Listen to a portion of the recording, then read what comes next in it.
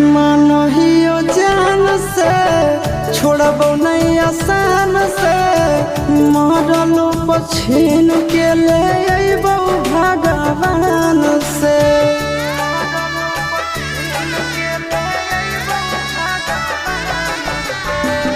मानहियो जान से छोड़बो नहीं आसान से मरलो पछीन के ले अइबो भगवान से।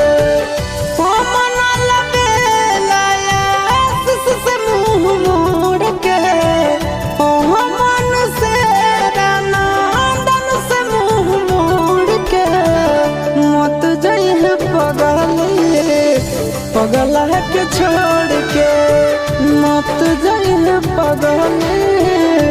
पगला के छोड़ के।